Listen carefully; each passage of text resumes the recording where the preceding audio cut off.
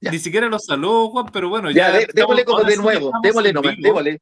Estamos en vivo. Bueno, debo decir que hubo un problema técnico y la primera parte de la conversación estuvo demasiado buena, que la vamos a intentar de repetir con Juan Rojas Palma. Los saludamos a quien es invitado estrella y constante De todas las temporadas. De todas las temporadas de Compañero y Camarada, que está con su tecito. Y junto a Rodrigo Solís, que lo echaba mucho menos, soy Julio Canales. Y ahora sí estamos en vivo. Eso. Bueno, yo...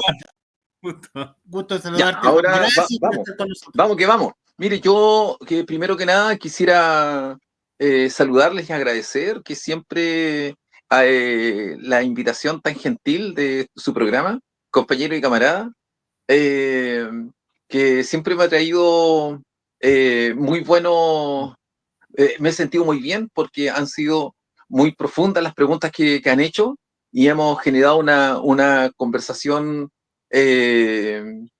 muy seria y con mucha altura de mira.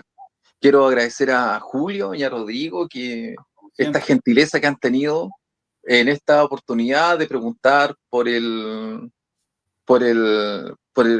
Papa Francisco que recién ha muerto.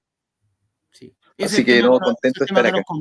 Es el tema que nos convoca. Efectivamente, Juan, y estuvimos en la previa y después en la grabación que no llegó a efecto.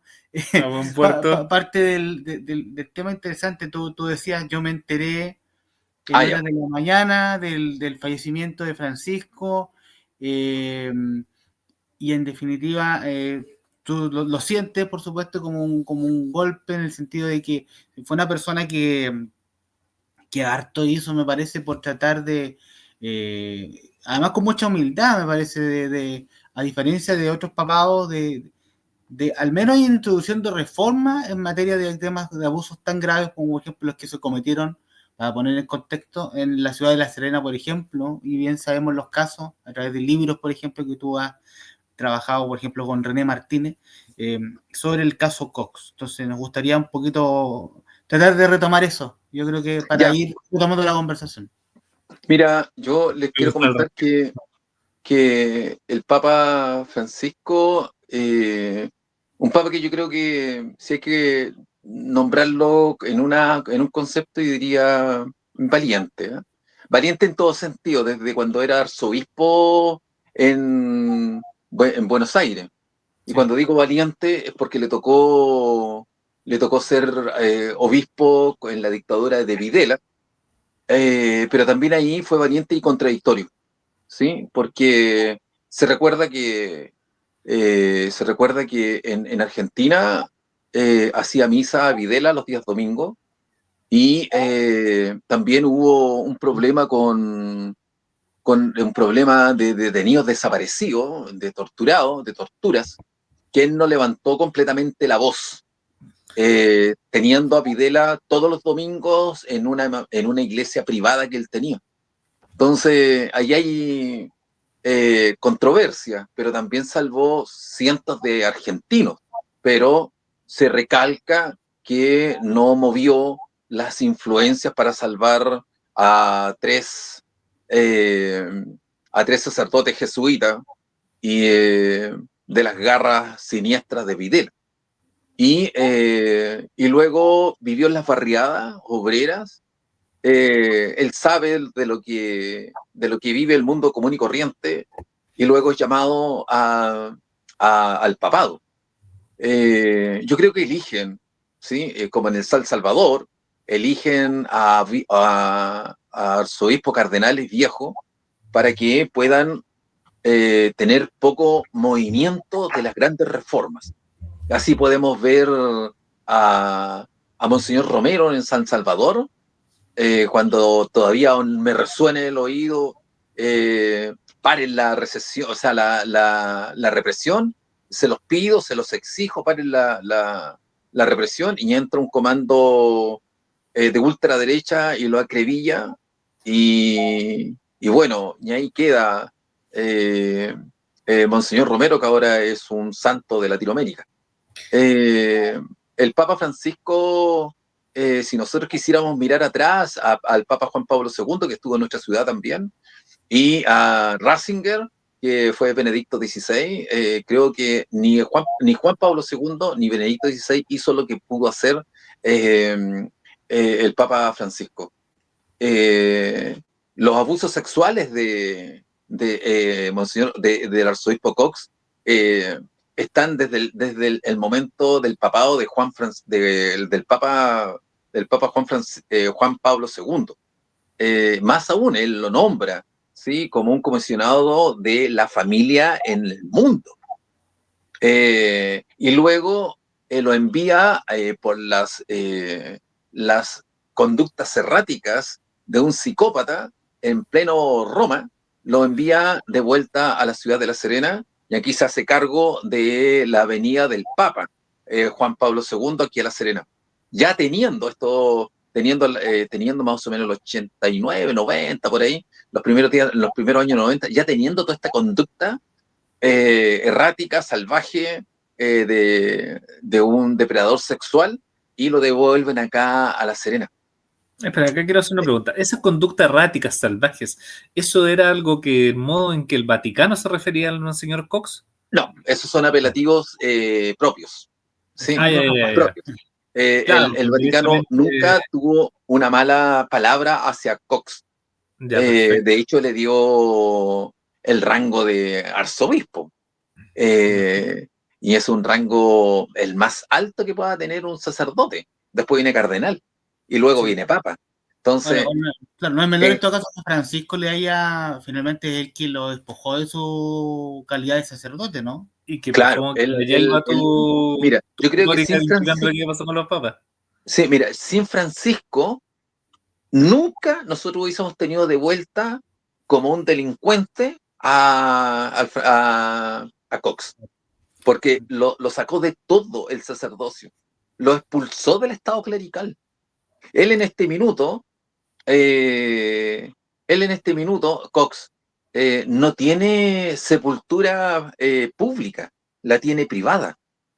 Y por los antecedentes que nosotros manejamos y la red de apoyo que nosotros tenemos, sabemos que puede estar en el cementerio de Schwanstein, o bien en el cementerio cerca de Recoleta, en Santiago, por el mismo hecho de que murió en un estado de COVID y tenían prácticamente 90 minutos para enterrarlo. Y llegó y murió y lo enterraron en forma inmediata. O sea, de hecho, nosotros manejamos el que lo hayan enterrado en una tumba o en un mausoleo no propio, para que pueda descansar, sin ser hostigado por aquellas víctimas y sobrevivientes. Pero sin el Papa Francisco esto hubiese sido imposible. O sea, pasaron dos papas antes, Juan Pablo II y Ratzinger, que son encubridores, que encubrieron las fechorías de Cox y de la Iglesia Católica. O sea, recién vino Francisco, y recuerden cuando vino Francisco a Chile, y fue increpado, le preguntó una periodista de la radio Bio Bio qué opinaba de estas denuncias. Y él dice, no, eso es gente zurda, de izquierda, son gente que son unos revoltosos. Sí, claro. Y luego pidió disculpas en el avión. Sí, te recuerdo. Hoy la prensa mostraba en ese momento y se recordaba sobre todo por la presencia. Acuérdate que estuvo en toda esta visita papal, tuvo una preponderancia también, o participó a lo menos Juan Barros, que también está súper cuestionado. Sí. Juan Barros de Osorno, si no me equivoco. Sí, claro. Tal cual, sí. Sí. Muy cercano a Caradima en su momento. A Caradima, sí. Y fíjense que también recuerden que el Papa Francisco a todos los arzobispos de Chile le pidió la renuncia, a todos, y los mandó a llamar a Roma. Sí, entonces quedaron sin piso los arzobispos. De hecho, Rebolledo iba casi a escondidas a Roma y decía a la prensa, le decía, yo no voy a ir a Roma, no me ha llamado el Papa, hay que dejar que trabaje, y nosotros sabíamos que estaba en Roma. porque afortunadamente cuando nosotros mandamos la carta, que aquí yo la tengo, una carta que le enviamos al Papa con 100 firmas, menos la alcaldesa, exceptuando la alcaldesa, ¿sí? Que no la quiso firmar cuando era gobernadora. Fuimos 2 veces y no quiso, se negó, pero sí ahora a este arzobispo se saca fotografía y hace todo un tema, cuando el arzobispo Rebolledo no ha tenido una buena disposición con las víctimas y sobrevivientes de los abusos sexuales de Cox. No ha tenido una buena recepción. De hecho, están cortadas todas las relaciones. Eso es lamentable. Lamentable ver un sacerdote que cuando todo el mundo estaba rezando por la salud del Papa Francisco, él no hiciera ni un dedo por nada, el Papa Francisco. Yo creo que Francisco fue señero, mostró y fue consecuente con lo que él pudo haber expresado o haberse equivocado y lo pudo enmendar en forma muy limpia y muy prolija. Creo que por ahí va la línea de Francisco, un Francisco que era podía promover la teología de la liberación. Yo aquí lo tengo en un libro que fue la primera, una especie de biografía que le hicieron cuando recién estaba saliendo Francisco y nadie lo conocía.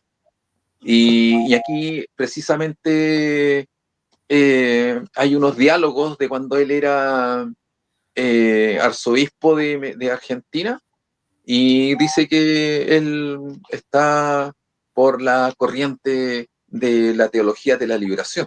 Y eso es muy, muy fuerte para un Estado, para una persona tan importante como un arzobispo y luego un papa. Nunca lo dijo, nunca lo dijo públicamente en Roma. Pero si yo comparo a Francisco con Juan Pablo II, que combatió y sancionó a los diferentes sacerdotes progresistas de la teología de la liberación, y más aún Benedicto XVI, que él era parte de la nueva Inquisición, que los castigó con el ostracismo.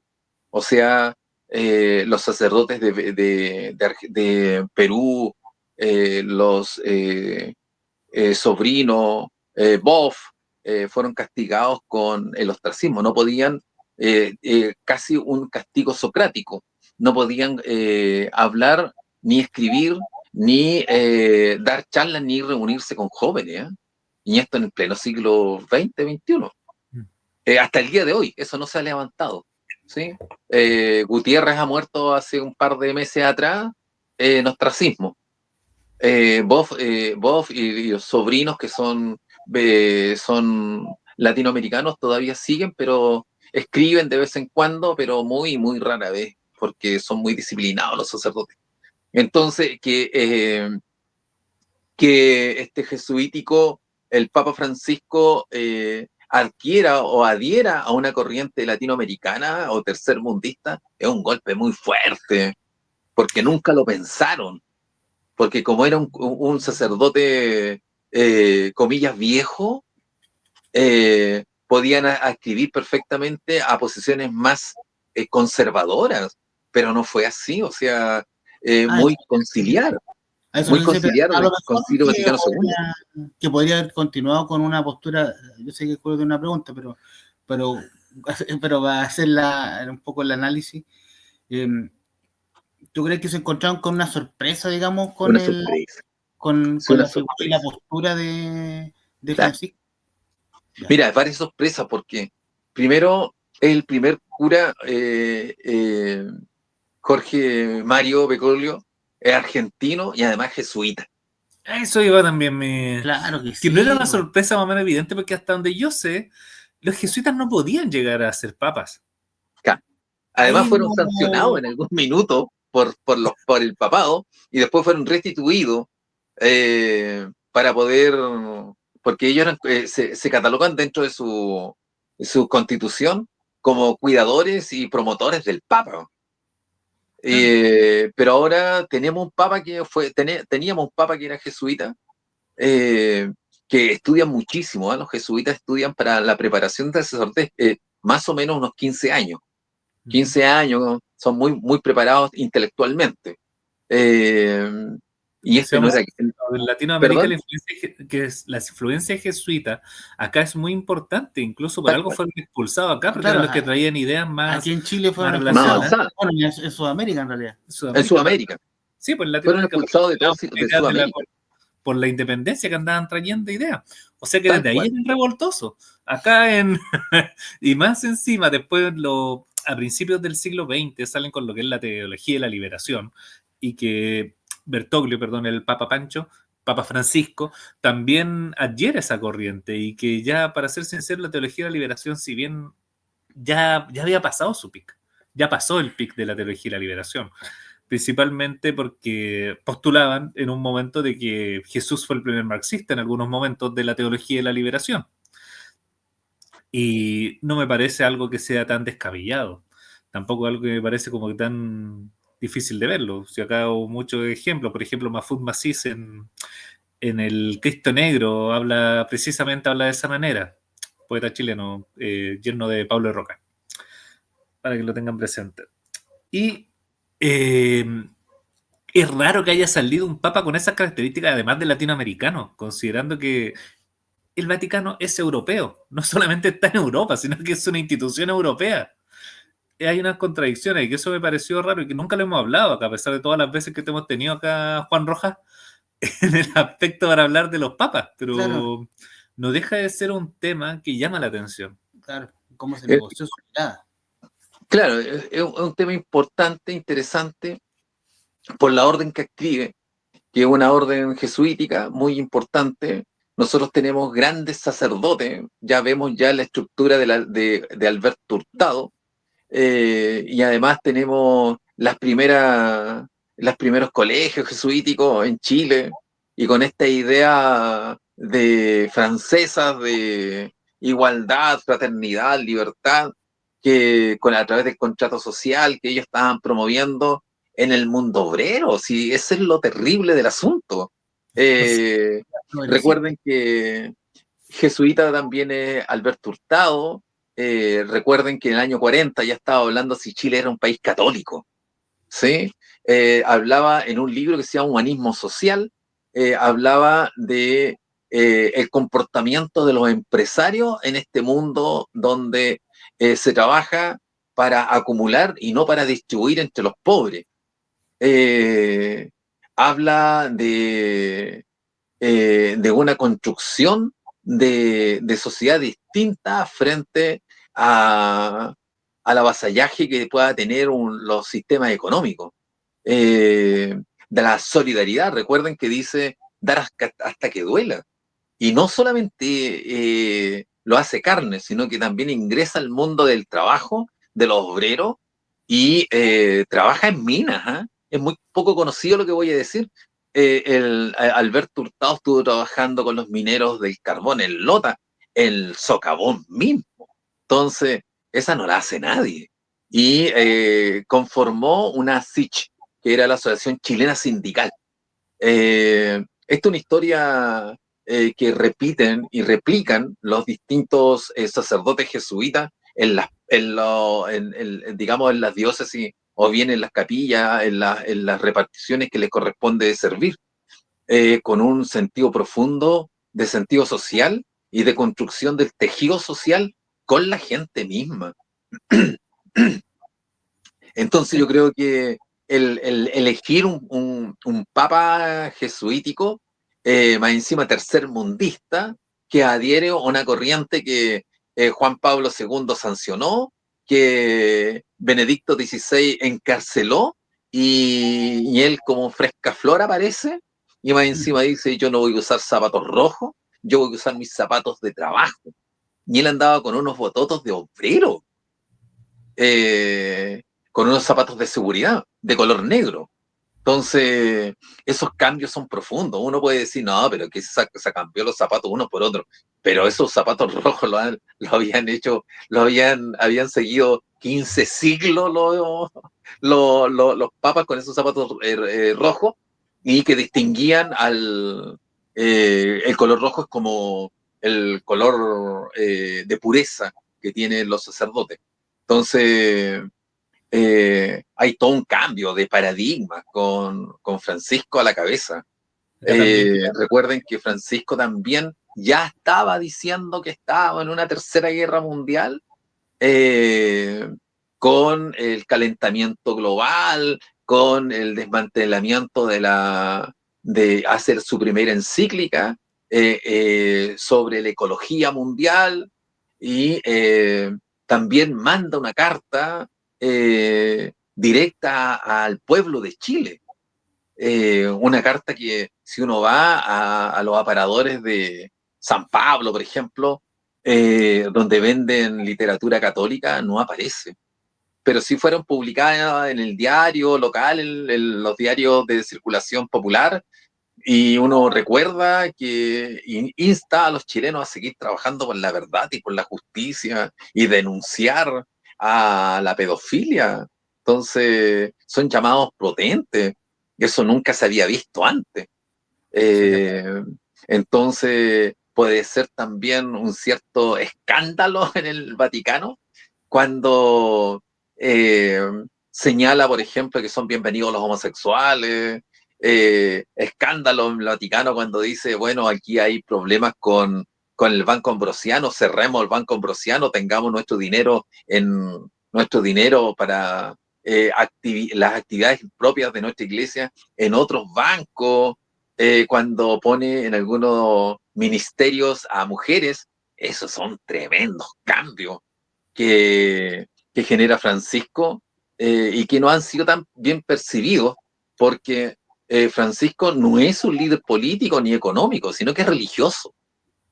¿Sí? Es un líder religioso, y eso hay que considerarlo también, que puede hablar y decir lo que se estime conveniente, aún teniendo en la cabeza este análisis de la teología o de la doctrina social de la iglesia, y puede ir avanzando, especialmente poniendo un fuerte bloque de avanzada a esta avanzada conservadora, que quiere volver a esta rememoranza que a veces el arzobispo Rebollido de acá de La Serena aparece cantando como en la Edad Media en los templos y hablando latín en la Edad Media, cuando el Concilio Vaticano II, 1965, con Juan XXIII y después Pablo VI, dice completamente todo lo contrario.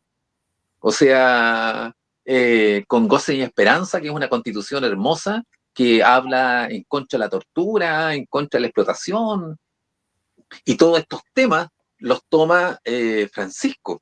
Recuerda que el nombre Francisco es a propósito de Francisco de Asís. Claro. ¿Sí? Y es el primero que retoma a Francisco de Asís. Entonces, que tiene una oración bellísima, donde yo ponga, donde yo haya tristeza, yo ponga felicidad, donde haya desconsuelo, yo ponga consuelo, y hace todo un paralelo Francisco, y él lo toma como una bandera de su trabajo. Y me parece que esos son buenos aportes, que no hay que olvidar que Francisco es un líder, y fue un líder religioso. No es un economista, no es un político, no es un tecnócrata, pero tuvo opiniones, todos esos, certeras opiniones en esos ámbitos. Me parece que no quiero ser más papista que el Papa, porque yo lo critico con su visión de derechos humanos, especialmente con Videla, en su país natal, que a propósito nunca fue a visitarlo. Bueno, también acá quiero dos cosas que me quedé con lo que dijiste del Padre Hurtado y lo que son los jesuitas. No hay que olvidar que el Padre Hurtado formó a los que eran los futuros líderes de la democracia cristiana. Una democracia cristiana que tenía valores.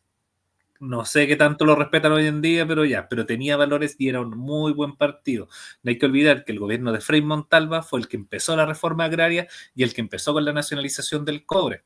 Son dos elementos que hablan de una posición social y una política de Estado hacia dónde iba. Y Radomiro Tomic, en el programa que tenía, no era tan distinto al de Allende, seamos sinceros en ese aspecto. Es algo que también hay que verlo, más o menos. Vámonos para entender. Yo también ahí haría un hincapié que resaltando y profundizando lo que tú dices, porque desde el Partido Conservador, desde Alessandri, hay una decisión y pasa esta juventud obrera que habla de... ¿Cuánto se llama la juventud obrera católica? Y ya me voy a acordar ya. ¿Habrá tenido algo que ver también el DUOC, la Dirección claro, Universitaria Obrera Campesina? tal cual, toda esa línea.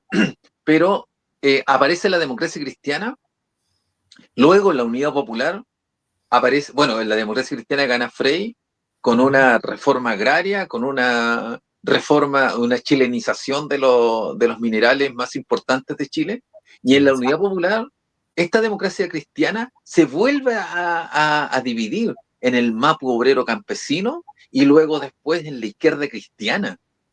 Y el MAPU campesino, después luego de ese MAPU aparecieron movimientos mucho más de izquierda, como el movimiento Lautaro, MAPU Lautaro, de ahí viene. O sea, es una decisión muy fuerte, imperdonable para el Papa, o sea, imperdonable para Alberto Hurtado. Por eso es una historia no contada o contada en voz baja, porque provoca efectos, pues hay causa y efecto. Y veamos los efectos que va a traer el Papa Francisco. Y lo otro que hablábamos es la vestimenta. Los jesuitas se visten de negro. Tal cual. Y por eso se decía en su momento, a raíz de las profecías de Nostradamus, que no sé qué tan en Que serio era el Papa las Negro. tomas, que era el Papa Negro, el Papa Pancho. Y lo otro, que hubo algo que un sociólogo nos dijo hace un minuto antes, que era lo de las cruces que ocupaban. ¿Quién ocupaba las cruces? Que esa parte no la alcanzamos a grabar, lamentablemente. Que era que por favor nos diga eso, las cruces de oro. Mira, Y las cruces de plata. cuando nosotros veamos por la televisión o por la prensa, veamos ya el cónclave, cuando ya los cardenales lleguen de las diferentes partes del mundo, lleguen a Roma y hagan este claustro, este cónclave, nosotros deberíamos fijarnos en los crucifijos. Y porque ellos se visten todos igual, exceptuando el crucifijo. Y el crucifijo, si es blanco de plata, hay una vinculación con el mundo progresista. Y si es amarillo de oro, está hablando de una composición más conservadora. Entonces, nosotros vamos a saber el voto de acuerdo al crucifijo. Bueno, esto es una de las prácticas que puede hacer. Sería interesante saber, para confirmar, dato que no tengo en este minuto, cuántas cruces blancas habían al ser elegido Papa, o cuántas, en este minuto, cuántas amarillas hay para elegir al futuro Papa. Son interesantes esos signos, porque la Iglesia, a través del Concilio Vaticano II, con un documento fundamental, basal, tiene un concepto muy interesante, que es el de captar los signos de los tiempos. Siempre hay que estar captando los signos de los tiempos, porque los signos de los tiempos va a ir generando y va a ir articulando este mundo que nos ha correspondido vivir, y que estamos siendo llamados para el cambio. Entonces, me parece que la Iglesia ahí nos lleva un par de siglos al mundo laico, que más bien es profano que sagrado. Entonces, no estoy diciendo que hay que volver a lo sagrado, sino que más bien me parece que la plaza pública es un buen lugar para la discusión del debate sin temor a la alteridad ni a conceptos distintos a los propios. Ya ha quedado en el pasado, ya la Edad Media, y la humanidad no tiene ni las ganas, ni podría devolverse o haber un retorno a la Edad Media, como sería lo sagrado. Por eso se se evita que el sacerdote vuelva a hablar en latín, se evita que ya no está permitido, que la iglesia, ¿cuánto se llama? Que las misas sean de espalda al público, porque el cura le está hablando al Santísimo, porque las voces en la iglesia tienen ecos, y eso también uno se puede preguntar, ¿y por qué tienen eco? Porque el cura no está hablando con la feligreses, está hablando con la divinidad que está en el cielo, entonces las voces flotan hacia el techo, donde está Jesucristo. Entonces, es todo un tema ahí de signos y significantes que dan dando vuelta y que los tenemos ahí a la vista, pero a veces no reflexionamos por el diario de cotidiano de nuestro vivir, que no nos aleja a lo que nos dicen o lo que nos están diciendo o los que nos tratan de decir los líderes, los diferentes líderes, en este caso un líder religioso. Claro, entonces yo creo que sin la figura de Francisco, nosotros no hubiésemos tenido nosotros, cuando estamos diciendo nosotros, Juan 23, el grupo de Juan 23, que en algún minuto yo hice vocería junto a otros, hicimos vocería, no podrían haber sido traspuestos estos diferentes violadores de los derechos humanos, de los niños, que eran realmente unos psicópatas sexuales, depredadores sexuales en los recintos eclesiales. Entonces, Francisco lo facultó. Oye, Juan, quería preguntarte a propósito de lo mismo, porque yo sé que, por ejemplo, a raíz del caso Caradima, el Papa Francisco, por ejemplo, bueno, dos cosas. Por una parte, la visita que él tuvo a Chile, que quizás no tuvo ni de cerca la masividad ni el interés que causó la visita de Juan Pablo II, pero tuvo otros efectos, digamos, desde el punto de vista de que él pudo precisamente cerciorarse, darse cuenta de lo que tú conversábamos hace un rato, de la situación gravísima, obviamente, en la que está la iglesia chilena en relación con el tema de los abusos. Y bueno, también en un momento dado, Francisco decide recibir, por ejemplo, a víctimas de Caradima en Roma y les pide perdón. Entiendo que también, de alguna forma, él tuvo gestos con Juan 23, con ustedes, y también ahí lo quiero enlazarlo y tú nos puedas contar un poco una historia bien, bien bonita, con algo muy simbólico también para ustedes. Sí, mira, yo creo que el Papa, con nosotros que somos ciudadanos común y corriente, ciudadanos de pie, tuvo dos gestos. Uno, el recibir nuestra carta. Ese fue el primer gesto. Un gesto humano, recibir la carta. Nosotros no tuvimos conversación directa con el Papa, pero sí nos llamaron de Roma. Nos llamaron por teléfono y nos dijeron: en este minuto el Santo Padre está leyendo su carta. Y con eso yo le dije: bueno, ¿con quién hablamos? No importa, Roma trabaja así. No hubo nunca una certificación oficial, pero siempre nos llamaron. Nos llamaron 5 de la mañana cuando el Papa expulsó a Cox del Estado clerical. Ahí nosotros quedamos muy sorprendidos. Como también nos llamaron hoy día a las 6 de la mañana, nos comunicamos a las 6 de la mañana, 6:30 de la mañana, no, 6 de la mañana, de que el Papa había muerto. O sea, han tenido consideraciones. Por eso creo que el Papa hizo un trabajo minucioso, que seguramente lo desgastó, como lo vimos muchas veces. Las presiones son grandes, y creo que también, inquieto, el Papa Francisco envió un arzobispo emérito a mi casa, y entregó, y conversamos. Yo vivo en una casa pareada de 2 pisos, de programas de trabajadores, y en La Serena, en las compañías yo vivo, en un sector popular, y, y tengo, lo que más tengo en mi casa son libros.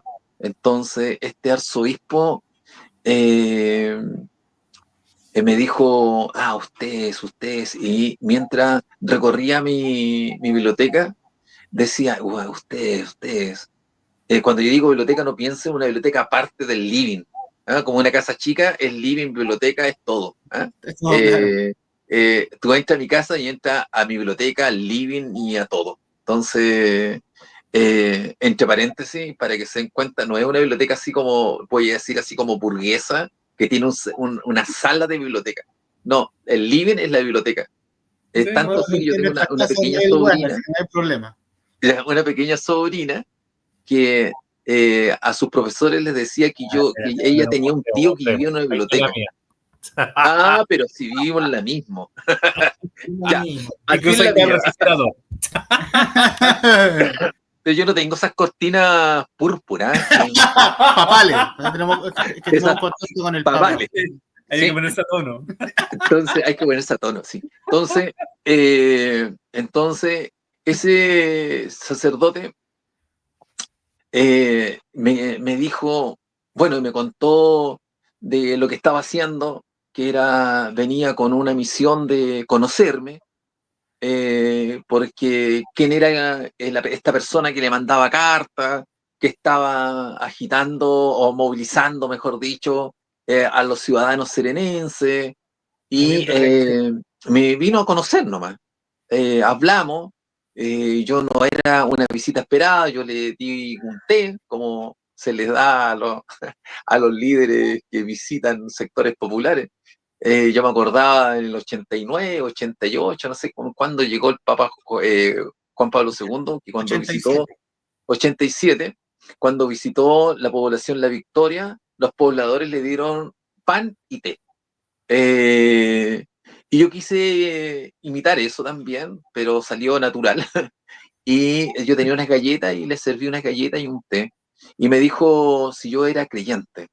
Y le dije que sí, sí, sí te veo creyente. Y miraba por ahí yo en algún minuto hice un diploma en la Universidad Católica de Coquimbo sobre estudios en teología, y tenía algunos textos que me había comprado de Ventué, que es un teórico, un teólogo chileno de prestigio, y las encíclicas papales, también los diferentes conferencias episcopales latinoamericanas, Puebla, Medellín, San Salvador, eh, y otros documentos netamente eclesiales. Entonces me dijo, no, tú conoces la iglesia. Sí, le dije, sí, conozco la iglesia, también trabajé para la iglesia muchos años. Y me dijo, esto te manda el Papa.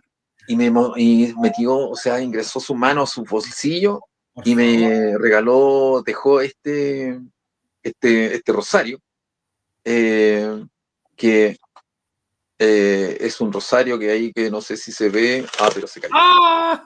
Ahora sí Eh, es mejor. Ahí se Ahora ve. se ve mejor. Y este Bellísimo. rosario que entregó ese arzobispo, bendecido por el Papa Francisco, ahora cobra un valor simbólico, tanto como en aquella oportunidad. Yo me emocioné muchísimo y la verdad de las cosas que lo miré, lo tomé entre mis manos, y le di un beso de agradecimiento, Qué porque creo lindo. que nunca pensé que el Papa podía enviar a alguien a conversar con un simple ciudadano, y más aún que se tomara la delicadeza de entregarme un presente como es un rosario bendecido por él, con su ¿cuánto se llama? Escudo de papado, sus inscripciones, y me parece un gesto que hay que darlo a conocer ahora. Yo esto lo entregó eh, antes del estallido social, ¿sí? Antes del estallido social, y lo he guardado Sí tengo que decir que lo he ofrecido a varias partes, a varias personas lo he querido regalar y nadie lo ha aceptado, porque dice, no, si esto es tuyo, ¿qué me lo tenéis que dar a mí? Sí, pues no. Y claro, y ahí está, y en esa oportunidad este sacerdote emérito andaba con un par más y entregó en la ciudad un par más de estos obsequios del Papa. Yo no le pregunté más y yo quedé muy emocionado y nunca lo había mostrado. Hoy día lo subí a mis redes sociales Ahí y lo vi. algunos diarios Él de a también, aunque nivel haya local. fingido sorpresa. No, si sentí sorpresa de verdad. Que yo lo vi en las redes y él también, aunque haya fingido sorpresa cuando lo mostró. Sí, no, yo lo subí en las redes, lo Estamos subí en en un programa, Instagram, me tengo que sorprender. lo subí en Instagram me parece, y diciendo solamente que era un obsequio que había dejado Francisco, lo cual creo que es un gesto de su humildad nomás, ¿sí? De su humildad, porque yo, ¿quién soy para recibir un regalo del Papa? Más aún, no yendo para allá. Generalmente los que van para allá, el Papa les daba un regalo, pero yo nunca espero nada de nadie, menos del Papa. No es una falsa humildad, de verdad, que lo que uno hizo es optar por la preferencia por los pobres y apoyar a algunos sobrevivientes y víctimas de los abusos sexuales de algunos sacerdotes, no solamente de Cox, que es el más distinguido, pero uno no espera más, pues.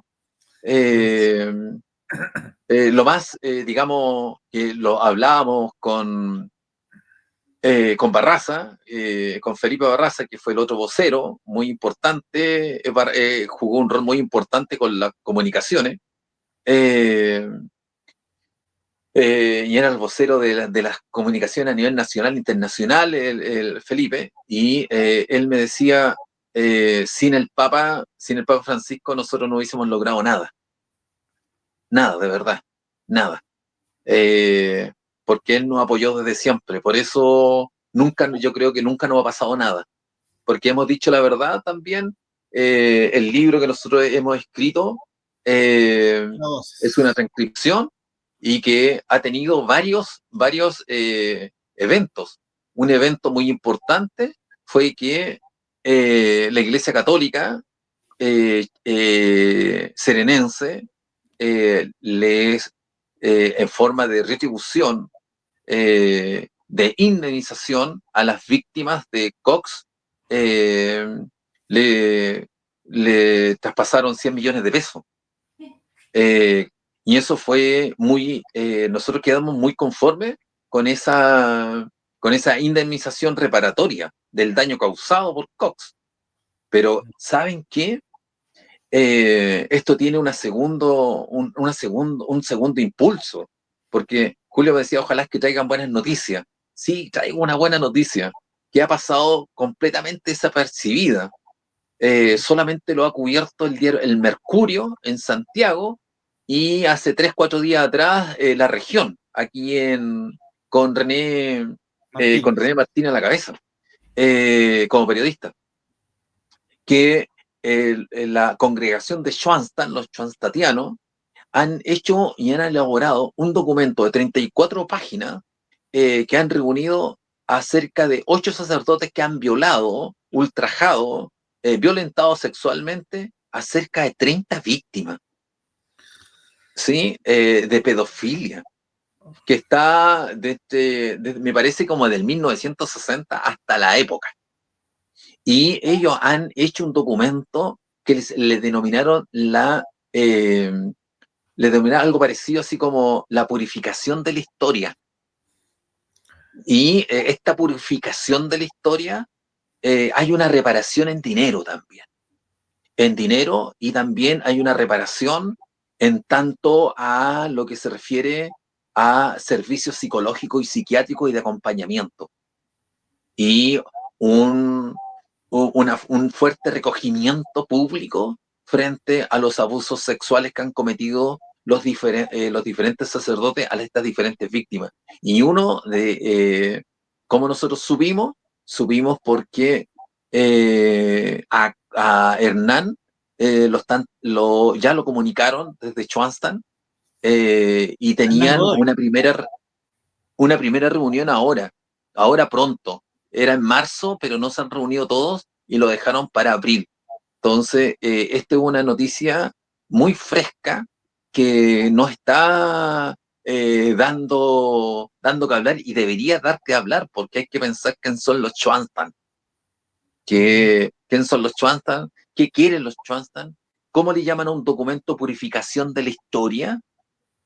Y esto está ocurriendo ahora mientras nosotros estamos hablando. Ya no estamos hablando hace 15 años, no estamos hablando después del estallido, no estamos hablando hace 15 siglos, no, estamos hablando Entonces, de abril relativamente 21. reciente y ya tienen ese Claro, tipo de esto es muy cosas. reciente. De hecho, haciendo un esfuerzo periodístico importante, René Martínez se comunica con Moore, que es el vocero de Schwanstan, que en su tiempo, cuando nosotros quisimos hablar con Schwanstan, para que se pudieran hacer cargo, nosotros, y él estuvo acá en La Serena, no nos quiso ni siquiera recibir, no nos quiso recibir, no quiso hablar con nosotros. Y ellos venían venían a conversar con la congregación Schwanstan de acá de La Serena, que su santuario lo tienen en Peñuela, por ahí, por Peñuela. Claro. Y ahora años después sale con un informe, macizo informe, 34 hojas, cerca de 34 víctimas de 8 sacerdotes, y diciendo que ellos quieren reparar todo lo que han hecho sus sacerdotes. Entonces, este libro, y decían que dentro de los antecedentes que habían recogido estaba nuestro libro, como, como un ente valioso, y también se lo dijeron a Hernán y a René, y decían eh, que ellos habían leído, Moore había leído el libro, y esta comisión investigadora había leído el libro, y la conclusión era: ¿cómo ha pasado tanto tiempo y nosotros sin poder verlo? Claro, pero también Cristo dijo: que quiere ver, que vea, y el que quiera escuchar, que escuche. Nosotros quisimos hablar con ellos y no nos escucharon. Me De quisieron escuchar. hecho, Hernán dio mis datos para que me convocaran a esta comisión, y tampoco fui convocado. Que está bien, es una comisión que ellos han pedido, que ellos han establecido, pero creo que hay que, hay que ver un esfuerzo, por lo menos, un esfuerzo. Yo lo decía en el diario hace un par de días atrás, que yo me alegraba que la congregación de Schwanstan esté tomando los caminos que nos dijo Francisco, hacerse cargo de esta avalancha de críticas y de abusos que cometieron los sacerdotes. Y eso es lo que Oye, está haciendo Schwanstan. Juan, yo quiero hacer Para cerrar. mi última acotación. Seguramente Julio hará otra, no sé. Sí, Pero como en una sola, a lo mejor esta es una pregunta demasiado general, pero yo creo que sería bueno hacerse la pregunta: ¿qué viene después de Francisco? Porque, como tú bien has dicho, él fue muy importante para usted, para muchas agrupaciones, para muchas personas en Chile y en otras partes del mundo, de acoger precisamente a quienes han sido víctimas de abuso. Eh, ¿Qué crees tú que puede pasar en definitiva? ¿O qué te gustaría que no pasara en definitiva? Que venga una ola conservadora dentro de la iglesia que tape todo esto, o en definitiva lo otro, que se siga avanzando en verdad o en justicia. Mira, yo creo que los candidatos que se están perfilando, sí, más bien son candidatos de las buenas intenciones de cada uno, ¿eh? Eh, pero hay yo creo que podría ser un candidato puede ser italiano. Hay un par de italianos que son de un estilo, del estilo de Francisco. Como también hay uno alemán, que también es del estilo Francisco, y unos también, incluso que no ha sonado mucho, pero que sí se están moviendo, que es uno norteamericano, que también es del estilo Francisco. Entonces, yo creo que más que el color de piel, si es negro, blanco, amarillo o púrpura como ustedes, yo creo que A este lado tenemos eh, cortina roja. no, ese es para el otro programa. Esos son los cardenales, claro. Son los cardenales. Acuérdense que los cardenales usan rojo por la purificación. Así que Claro. ustedes están, pero... Y Julio además está con rojo. Y Rodrigo está de negro. No, pero tengo Sí, y rojo. Se cree jesuita. Sí, no. Sí, yo soy el único que desentona con verde. Verde esperanza, dijo. No te dijimos el código de vestimenta. Claro, entonces, fíjense que para mí sería interesante que pudiera tener una continuidad. Tal vez una continuidad, pero tal vez que no sea tan profunda como la del Papa Francisco, porque cometió algunos, comillas, sacrilegios, ingresando mujeres, generando eh, generando también opinión sobre los sacerdotes homosexuales. Recuerden que ¿Verdad? dijo hace poquito que el Vaticano estaba lleno de maricones, tal cual. Sí, tal cual. No estoy.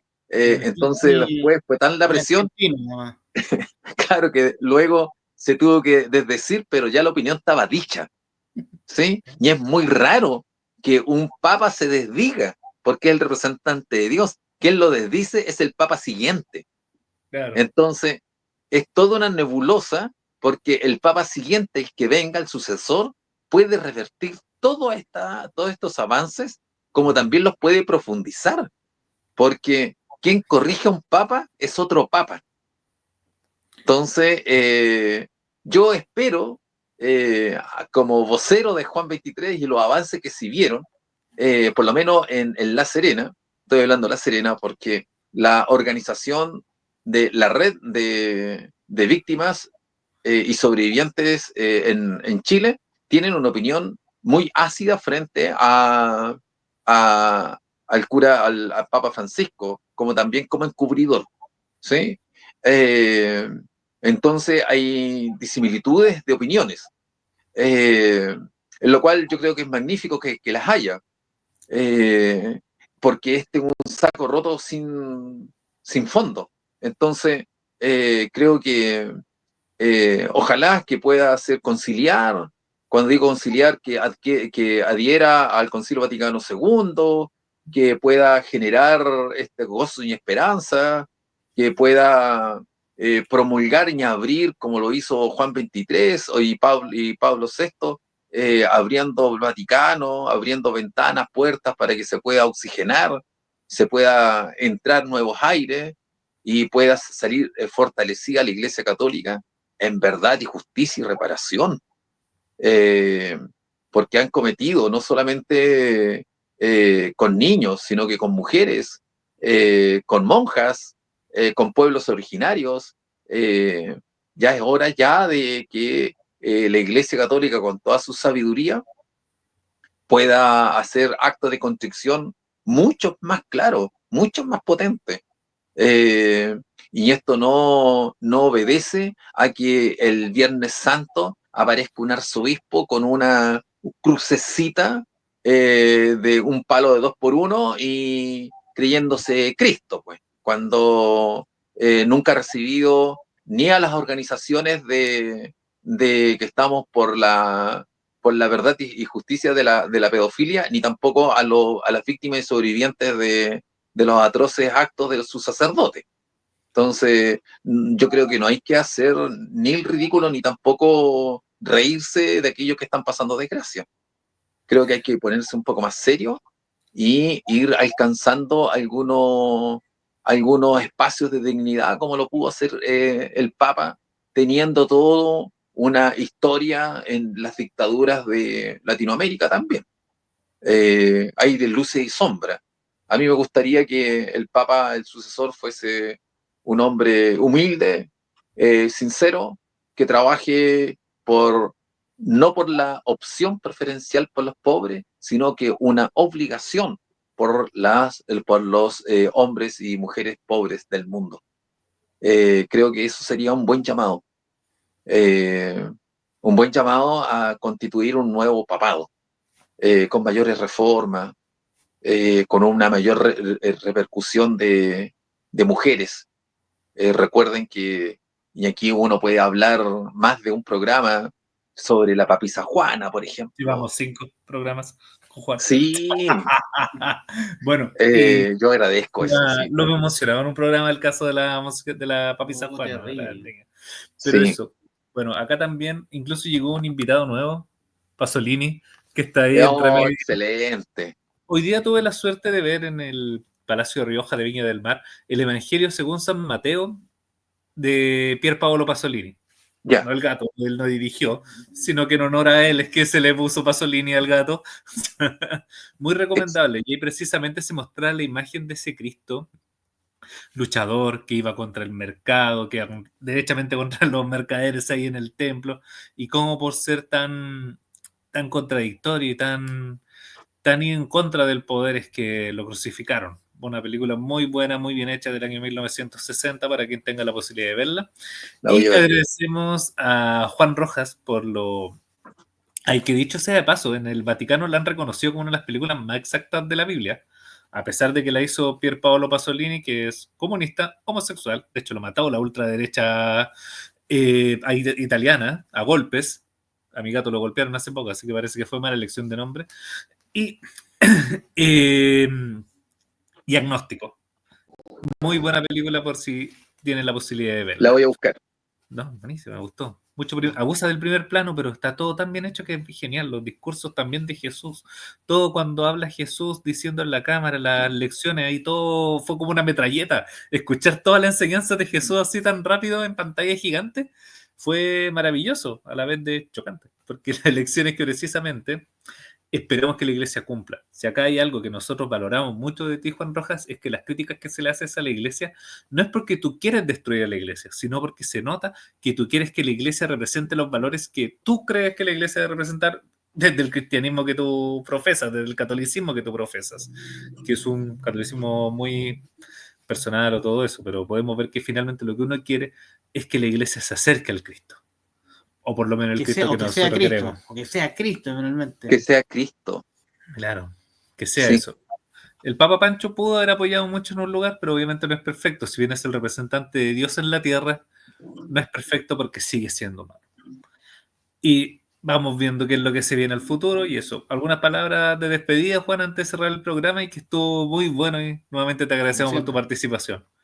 No, yo las únicas palabras, agradecerte a ti, Julio, a Rodrigo, que siempre han tenido la gentileza de poder tener una conversación tan profunda, tan horizontal, con tanta verdad, con tanta sinceridad, que siempre ya me siento parte del panel de compañeros y camaradas. Tengo que, en más de alguna oportunidad, he buscado y ha aparecido el programa con hartas visitas, hartos comentarios, y me parece que es un aporte lo que hacen ustedes en la promoción de la persona humana. Entonces, decir que en este día especial, después de la resurrección, que es de Pascua, el día posterior que ha muerto Francisco, no perder la esperanza, que lo que se viene va a venir a mejor, a construir una iglesia desde lo más simple. Voy a tomar las palabras y me voy a quedar y voy a decir lo último con las palabras que dijo Rodrigo. Que Cristo sea Cristo y que los laicos seamos laicos y que hay que tener siempre miradas y visiones con los más débiles de uno. Si uno puede compartir, pucha, compartamos, como lo que dijo Alberto Hurtado, hasta que duela. Siempre hay alguien que tiene menos que uno y que necesita más que uno. Nosotros cuando establecimos Juan 23, ninguno que llegamos a constituir cerca de 80 personas, habíamos sido ni violentados sexualmente, ni por palabra, ni por psicológico, ni económico, por ningún sacerdote, sino que por simple solidaridad por el que menos tiene. Y creo que eso a la larga es caminar también en este empedrado que es difícil de caminar porque se eligió en forma voluntaria. También señalar que a mí nunca me ha hostigado la iglesia, siempre me ha dejado hacer todo lo que yo estime conveniente hacer, porque siempre ha sido respaldado, estudiado y siempre ha sido una crítica con base, no es antojadiza. Nosotros no hemos querido destruir nada porque la iglesia se destruye sola, con sus actitudes y sus prepotencias. Uh-huh. Hay un canto de la misa nicaragüense que dice: Cristo, Cristo Jesús, solidarízate con nosotros, no con la clase opresora que oprime y devora a la comunidad. Buenísimo. Bueno, Juan, muchas gracias. También dejo pasado el dato para la gente que llegó hasta el final, que el día sábado, 27, si no me equivoco, tenemos la suerte de contar con una experta en integración educacional, la señorita Olga Holguín Fuentes. Ella va a estar presente, vamos a hacer una transmisión en vivo, como la cara no funciona tan bien, pero sin embargo la vamos a subir. Y te dejamos cordialmente invitado por si quieres participar desde los comentarios o desde el panel, incluso Juan Rojas, para poder hablar de ese tema y ver las herramientas que tienen los profesores para integrar a niños con capacidades distintas. Perfecto. Está muchas gracias. Tema que esperemos que vamos a tener la oportunidad de hablar con una experta en esa área. Para seguir con la temporada número 5, compañeros y camaradas. Perfecto. Eso. Muchas gracias, Juan. Nos estamos viendo. Gracias, Juan. Nos vemos. Nos vemos. Gracias por verlos y verlos bien también, con mucho ánimo. Gracias por la invitación. Nos vemos. Hasta la próxima. Vale, muchas gracias. Finalizar la grabación. Sí, ahí está.